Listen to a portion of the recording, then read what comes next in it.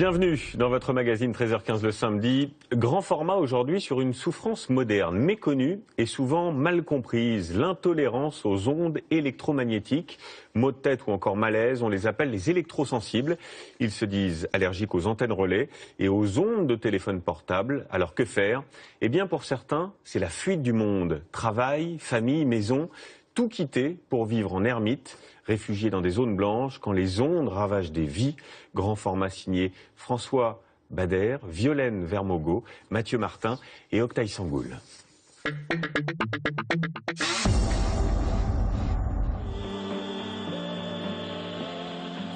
Ça commence comme un film de science-fiction.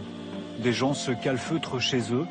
Ils se disent EHS, électro-hypersensibles, malades à cause des ondes. Il y a une couverture de survie qui protège cette fenêtre, donc qui opacifie aussi beaucoup la fenêtre. Donc je vous fais un peu de lumière.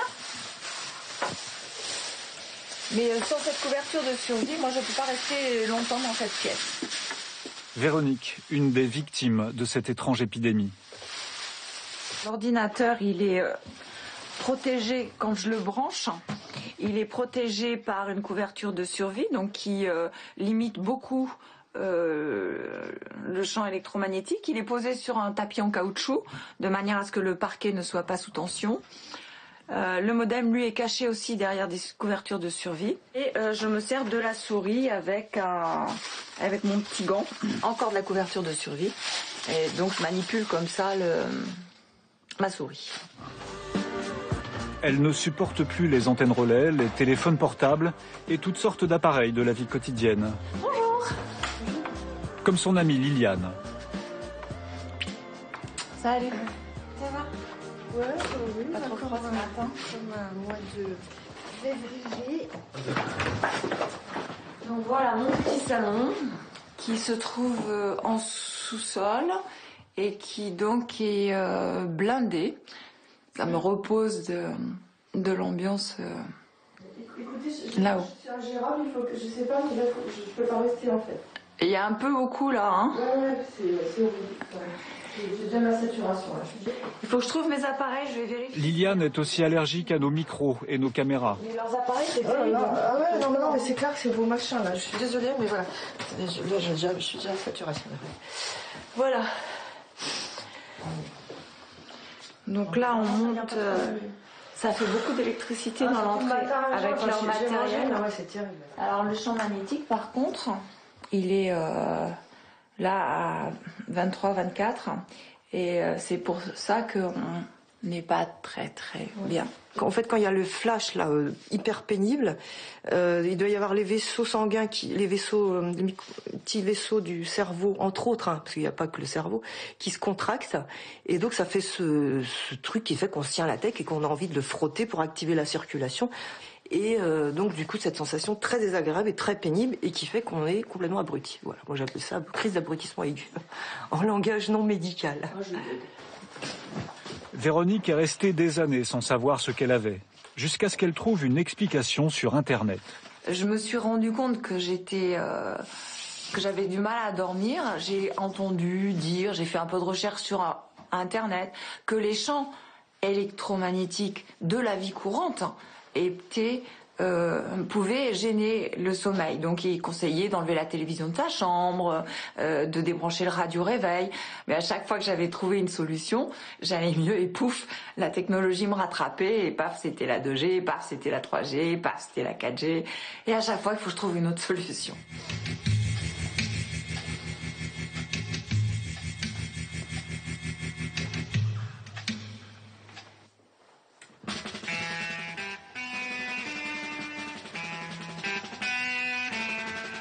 Infirmière en arrêt maladie, elle ne sort presque plus de chez elle, sauf une fois par semaine pour aller faire les courses. Et c'est une véritable expédition. C'est quoi cette tenue? Alors tout ça, ça évite que je ressente l'effet des antennes relais et autres émetteurs qu'on va croiser sur la route, puisqu'on a 3 antennes relais plus l'émetteur de la gendarmerie. À croiser. Et pour moi, c'est un vrai souci.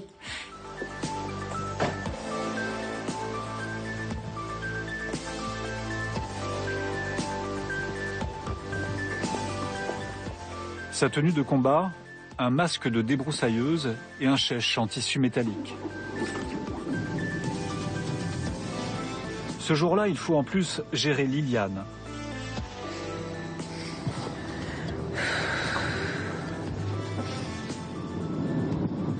Tu veux une couverture de survie? Non, laisse, t'inquiète, on arrive, je bouge plus, c'est pareil.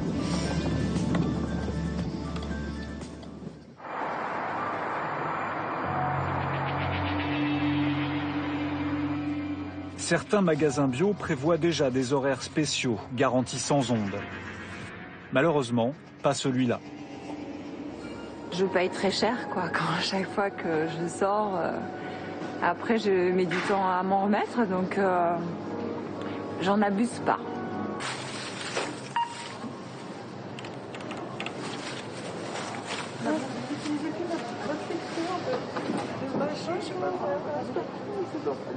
Ah, je suis pas sur mon territoire ici, j'ai jamais ici.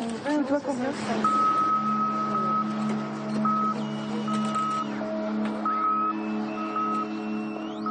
Les EHS ont un mot pour désigner l'ennemi invisible qui leur rend la vie impossible. L'électrosmog.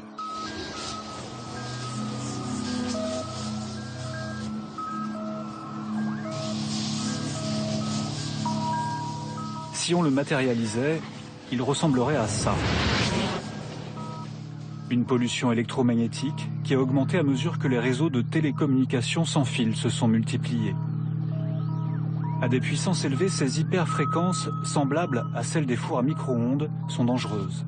Mais au niveau généralement subi par la population, leur impact sur la santé n'est pas suffisamment étudié. Vraie pathologie ou psychose collective, l'électro-hypersensibilité touche environ 1200 personnes en France. Elle reste inexpliquée.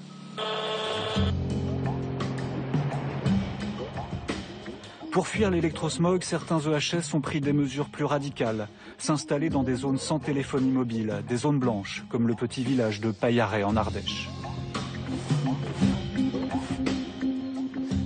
Isabelle atterrit ici en 2010 après de graves problèmes de santé.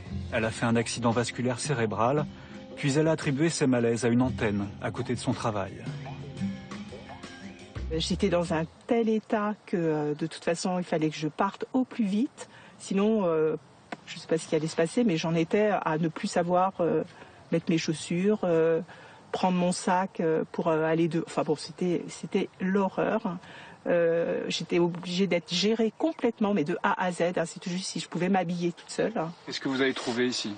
Ce que j'ai trouvé, c'est une zone où je pouvais vivre sans avoir mal à la tête. En tout cas, une zone où je peux marcher sans tomber. Une zone où je peux faire quelques kilomètres normalement. Je retrouve mes capacités normales.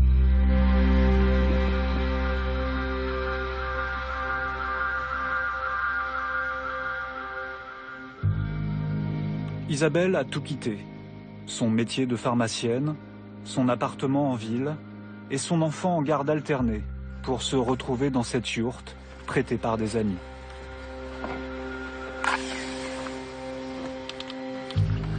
Voilà, c'est ma lumière du soir.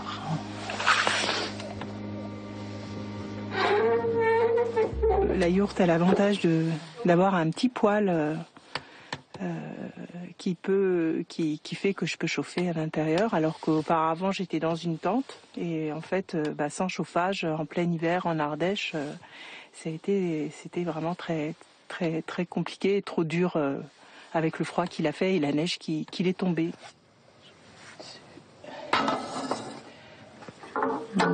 C'est tiède.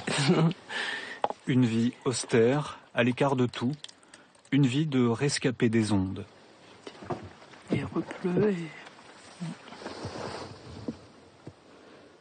C'est une ville solitaire non voulue. J'ai jamais pensé que je vivrais à ce point-là en solitaire, même si je peux me retrouver parfois seule sans que ça me dérange tant que ça, mais pas à ce point-là.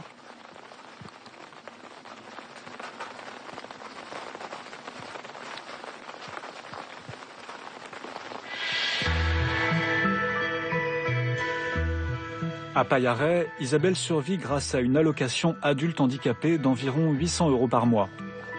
Certains départements commencent à la verser aux électro-hypersensibles. De quoi payer son alimentation au marché de Saint-Félicien, le bourg voisin. Ouais. Bon. À plus.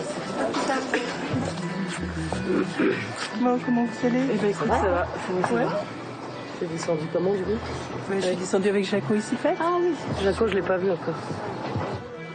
Comme environ 25% des EHS, Isabelle est chimico-sensible, allergique à toutes sortes de produits. Alors elle n'achète que du bio et du pain sans gluten.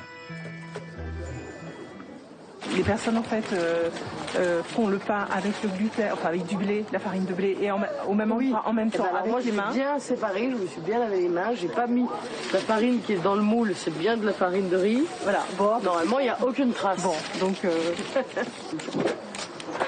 Merci. j'ai mal au ventre, j'ai mal à la tête, donc là, il faut que je m'en aille. Je sais qu'il faut que je m'en aille rapidement. La cause de ce malaise, c'est la couverture téléphonique qui s'étend déjà à la commune de Saint-Félicien. Le progrès rattrape Isabelle. Bientôt, ce sera le tour de Paillarret, où une antenne relais est en cours d'installation. Cette antenne, elle arrosera le village de Paillarret. Donc, là, l'espace vital, il va se réduire. Alors peut-être à une peau de chagrin, peut-être à rien du tout, s'il y a rien qui se fait. Mais en tout cas, si on pouvait conserver une petite zone, bah voilà, ce serait mieux que rien. Cela lui permettrait au moins de rester dans son village.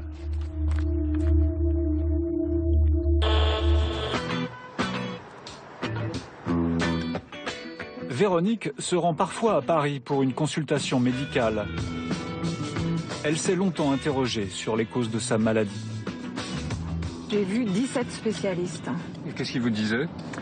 Alors le premier, c'était un hématologue et il m'a dit que j'étais hypocondriaque. Ça veut dire malade imaginaire. Ensuite, j'ai vu un neurologue très réputé de Paris et qui lui m'a dit que j'avais absolument pas de problème neurologique, mais que j'avais un grave problème psychiatrique. Donc il m'a envoyé un de ses confrères psychiatres. Donc j'ai vu le psychiatre et il m'a dit « Madame, vous n'avez rien ». J'ai dit « Je fais quoi maintenant? Je vais voir qui maintenant ?» Finalement, elle a entendu parler d'un spécialiste de l'électro-hypersensibilité. Le problème, c'est qu'il se trouve en zone hostile. Excusez-moi, on va plus vite. Je ne sens pas ici. Il doit y avoir la Wi-Fi ou un spot. Ou de détecteur. Vous sentez tout de suite les effets des ondes? Oui, ça me coupe la parole. Ça me serre le larynx. Et donc j'accélère le pas pour fuir la zone qui me gêne. Voilà. Ce spécialiste, c'est le professeur Bellepomme. Presque tous les électro-hypersensibles de France sont passés par son cabinet. Vous avez rencontré le groupe de la crêperie? Dans la salle d'attente, d'autres EHS en souffrance.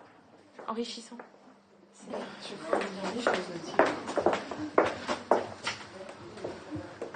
Je la connais pas encore, mais ça va pas tarder.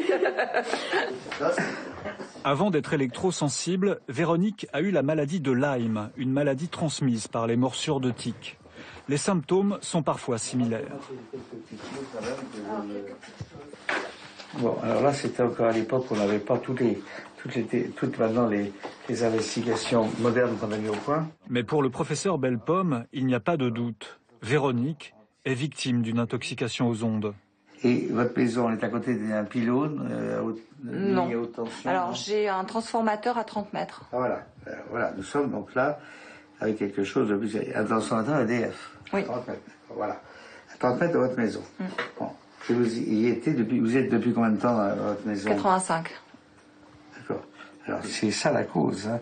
Donc, Alors, et vous êtes toujours... moi j'ai une autre hypothèse sur la cause. Moi j'ai eu une détérioration colossale de mon état de santé en 2007 Oui. enfin de 2007 à 2009, et ça s'est terminé par un diagnostic de maladie de Lyme. Ah oui, mais ça c'est pas démontré, madame. Et c'est donc, absolument pas démontré. Au cours de notre enquête, nous avons pourtant constaté qu'un nombre important d'électro-hypersensibles avaient eu cette maladie. Mais le professeur Bellepomme les écarte a priori. J'ai dans ma série des gens qui sont venus me voir pour une maladie de Lyme et pour lequel j'ai éliminé, je les ai éliminés de la série parce que ça rentre pas dedans. Par contre, on sait pertinemment qu'un transformateur électrique, quand on vit à 30 mètres d'un transformateur électrique, là j'en ai vu, là, si vous voulez, il y a peut-être 5% des cas, 3 à 5% des cas d'électro-hypersensibilité déclenchés par des transformateurs électriques. On vous a pas accusé de fabriquer des électrosensibles dans la mesure où la plupart sortent de votre cabinet ? Ces malades-là qui se déplacent, je suis pas allé les chercher. Et ils viennent tout simplement parce qu'ils sont réellement malades. Et c'est une maladie qui ne concerne pas que la France, elle est mondiale.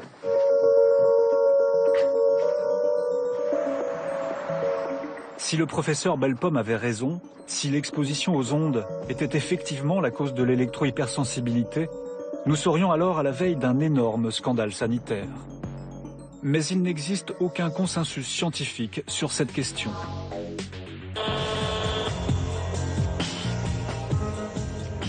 Philippe, lui, considère sa situation comme annonciatrice de la catastrophe à venir. Ancien professeur d'informatique, devenu de plus en plus allergique aux ondes, il est SDF, stade ultime de l'électro-hypersensibilité. Les périodes où on est sans domicile fixe sont forcément des périodes un peu délicates à gérer. Là, il s'avère qu'on est au printemps, donc elle n'est pas très angoissante. Je vis dans un camion qui est plutôt confortable, donc je vais arriver à m'en sortir. Simplement, je sais que j'ai quand même 6 mois pour me trouver quelque chose et que j'ai pas intérêt à couper. Responsable d'une association qui défend les droits des EHS, il erre sur les routes de la Drôme. D'une zone blanche à une autre, il traverse des villes. Mais la vie urbaine, ce n'est plus fait pour lui. Je ne désespère pas que les niveaux d'irradiation en ville finissent par un jour baisser et que des personnes comme moi, effectivement, je ne détesterais pas aller au cinéma, aller au restaurant et pouvoir passer, même ne serait-ce que 48 heures dans une ville en allant voir, en allant chez des potes, quoi. De plus en plus de gens sont préoccupés par les ondes. Avec son appareil de mesure, Philippe suscite la curiosité. Je fais ce type de mesure aussi. D'accord. Ouais. Pourquoi? Parce que vous êtes inquiet? Non, c'est parce que c'est mon métier. C'est des études que je propose aux particuliers qui veulent faire des analyses de leur environnement. D'accord, et il y a une forte demande? Forte, c'est peut-être pas le mot, mais il y a une demande, ouais. Il y a une demande. J'ai fait une étude ce matin à Die, par exemple, pour une antenne, pour une dame qui voulait acheter une maison, qui avait une antenne relais pas loin, et avant d'acheter la maison, elle voulait savoir à quoi elle allait être exposée. Donc forcément, les gens ils se posent des questions, quoi, c'est normal. Et puis il y a des il y a des réels cas de maladies, donc c'est normal que les gens s'inquiètent, quoi. Au revoir.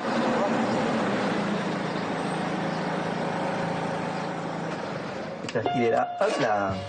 En ville, Philippe retrouve Cola, un membre de son association. Salut Serge. Salut Philippe. Rendez-vous chez Serge, un des seuls endroits encore supportables pour les EHS. Allez, dans la cage.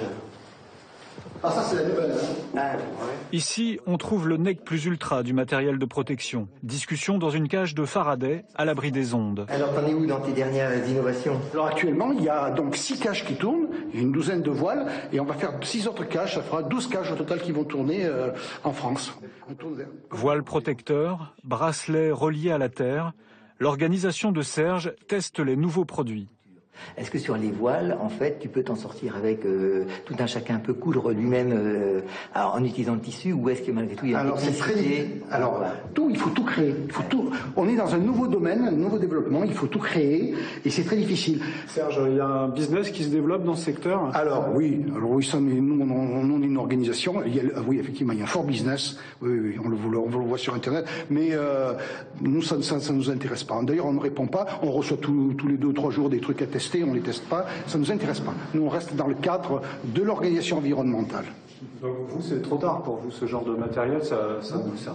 Pour des personnes comme Cola ou moi qui avons quitté la ville et qui vivons à la campagne dans des lieux isolés, c'est trop tard. Parce que nous, il faudrait qu'on vive 24 heures sur 24 là-dessous en ville. Ça n'a aucun sens. Enfin, pour des EHS, c'est pas une solution, quoi. Enfin, Nous, ce dont on a besoin, c'est de pouvoir vivre normalement, pas d'être contraint d'entrer dans une cage en ville, quoi.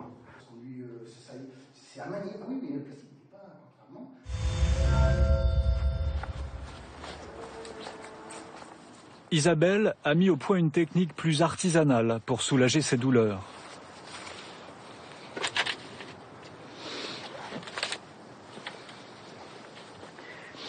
Voilà, donc là je reste là un petit moment. Je peux rester un quart d'heure, une demi-heure en fonction du temps voilà, que je souhaite y passer. C'est une bassine en cuivre, hein, donc qui conduit les charges électriques. Elle est entourée d'un fil de cuivre. Ce fil de cuivre est relié à un piquet en fer.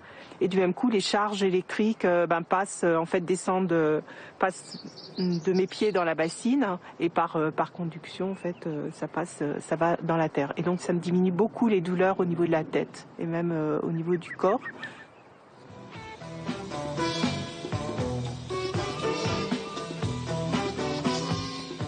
Pour qu'Isabelle reste à Paillarret, il faudrait que la municipalité renonce au téléphone mobile. Mais le maire n'est pas de cet avis.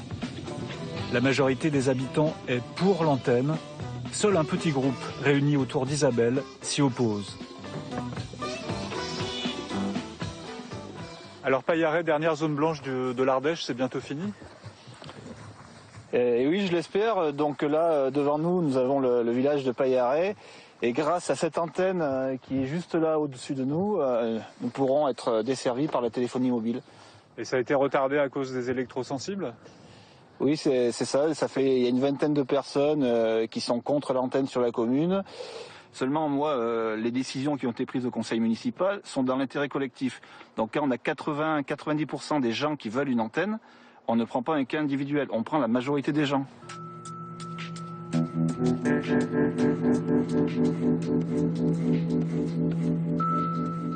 Je fais la bise, moi, d'habitude. Dans le bourg, le maire doit répondre aux inquiétudes des habitants. Ils se demandent s'ils pourront un jour utiliser leur téléphone portable. Le gamin, il ne peut pas communiquer, il ne peut pas avoir de contact avec ses enfants, les copains. Le week-end, c'est mort. Moi, il part en moto, je suis bien sous d'inquiétude. Il n'y a personne qui est mort des ondes. Hein. La population active qui travaille a besoin de téléphoner. Nous sommes ici au XXIe siècle. Bon, une personne est malade, mais rien ne prouve, il existe un ensemble d'études où rien ne prouve le caractère fondé de ces problèmes d'électrosensibilité. Le problème, c'est que ces gens-là, ils vivent sur nos cotisations. C'est leur droit, ils ont le droit de ça. Mais qu'ils nous laissent le droit de travailler. On a le droit de travailler, et le droit de travailler, le téléphone portable en fait partie. Est-ce que vous croyez que je peux développer, moi et les autres, des entreprises? Non. Le téléphone, c'est la vie. C'est comme ça.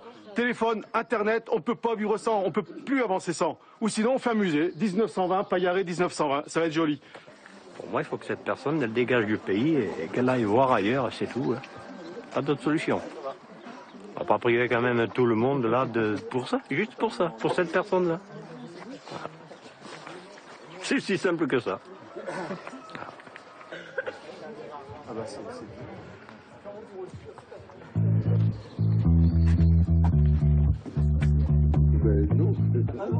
Les amis d'Isabelle cherchent une solution qui pourrait satisfaire tout le monde. Ils se sont adressés au Conseil général de l'Ardèche.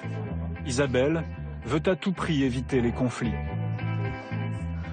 Oui, c'est très conflictuel et voilà, pour moi, c'est assez difficile à vivre. Moi, j'ai beaucoup de mal. Le fait de chercher, de déterminer une petite zone, tout en laissant le reste de la commune, bon, ça peut être un compromis acceptable. On ne sait pas si techniquement c'est possible de poser des voiles de manière à préserver une petite partie de Paillarret exempte d'ondes et en parallèle, si ça ne marche pas, en parallèle, il n'y a plus rien. Non, mais c'est clair que la priorité, c'est comme vous nous avez dit quand on l'a rencontré le 19 novembre, c'est trouver d'autres zones blanches. Ouais, justement. Voilà, je suis sûr qu'il existe en Ardèche une commune avec une zone blanche, même si elle n'est pas très grande, qui serait prête à accueillir des gens. Il faut la recenser. C'est ce qu'ils font pas. C'est ce qu'on leur demande depuis le mois de décembre. Il faut être lucide. On a en face de nous des gens qui ne bougent pas, quoi. On est obligé de passer par eux. Donc, on garde l'aspect association qui se bat dans un soutien aux personnes hyper électrosensibles. On continue à se battre sur Paillarret Parce que, bon, une antenne, à la limite, ça peut aussi se démonter. Je veux dire, ça peut être arrêté. Les actions comme des blocages, ça vous conviendrait pas? Non, moi j'avoue que je pense pas que ça fera avancer les choses. Enfin voilà, pour moi c'est pas mon truc. Si ce n'est encore attiser encore les conflits, enfin les oppositions, faire monter la violence. Moi c'est vrai que je suis pas du tout là-dedans, j'y arrive pas. L'avenir d'Isabelle est suspendu à une concertation promise par le Conseil général.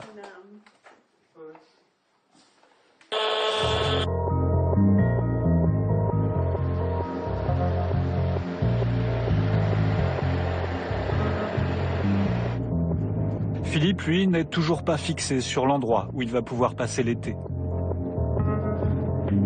Donc là, on va aller prospecter un endroit que je suis passé il y a quelques années, c'était pas mal. Je sais absolument pas ce qu'il est devenu. Et je vais essayer de voir si je peux y passer une nuit, et auquel cas, s'il est validé, ça me fera un endroit de plus où passer une semaine entrecoupée sur différents endroits, quoi.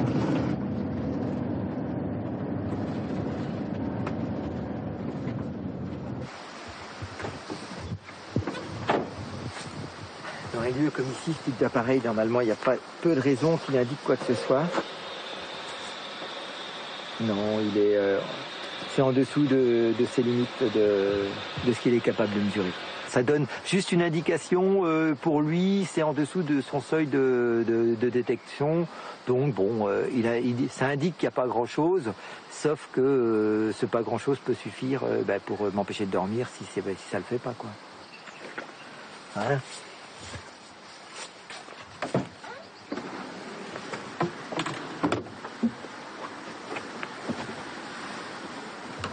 Ce soir-là, on a laissé Philippe à sa vie d'ermite, en espérant le retrouver. Mais le lendemain matin, il avait disparu des écrans radars. Heureusement, les électro-hypersensibles ont réappris à se passer de téléphone portable. Philippe nous avait laissé des consignes pour le localiser.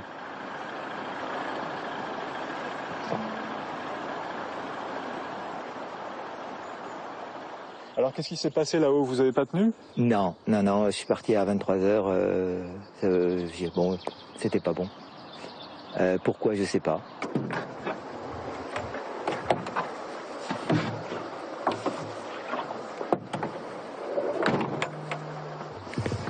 C'est la débrouille, Philippe? Ouais, c'est justement ce que je disais tout à l'heure, c'est que les tâches quotidiennes en fait prennent énormément de temps. Et même remplir de l'eau pour boire de l'eau à l'évier ou prendre une douche, ça prend un réservoir de 100 litres, ça fait 5 bidons de 20 litres, ça prend une demi-heure.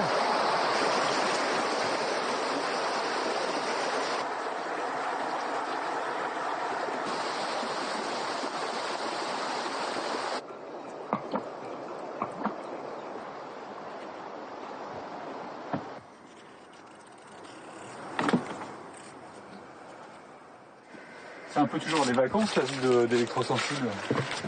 C'est souvent des pique-niques, c'est souvent en extérieur. C'est pas toujours en pleine chaleur. Mais le froid, c'est une variable qui est assez facile à gérer. C'est pas la variable, c'est pas ce qui nous embête le plus. Ce qui nous embête le plus, c'est de pas pouvoir avoir d'espace pour vivre, quoi. Je suis dans un bocal. De temps en temps, je change mon bocal, histoire d'avoir l'impression d'être un poisson libre, mais je reste un poisson qui vit dans un bocal. Être EHS comme Philippe, c'est aussi réapprendre des gestes simples, devenir une sorte d'Indien du XXIe siècle. Faudra-t-il un jour créer des réserves pour ces réfugiés des ondes? La réalité rejoindrait alors la science-fiction. Au jour d'aujourd'hui, des lieux sans aucune exposition, ça n'existe plus. C'est pour ça que nous, on demande la création de lieux sans irradiation pour personnes électro-hypersensibles, parce que 100% de la planète est couverte. Donc il y a un problème, nous existons, il va falloir faire en sorte qu'on ait une vie digne. Et une vie digne, c'est pas nous obliger à vivre de plus en plus reculés, de plus en plus enfouis sous terre. Ne nous obligez pas à nous enterrer.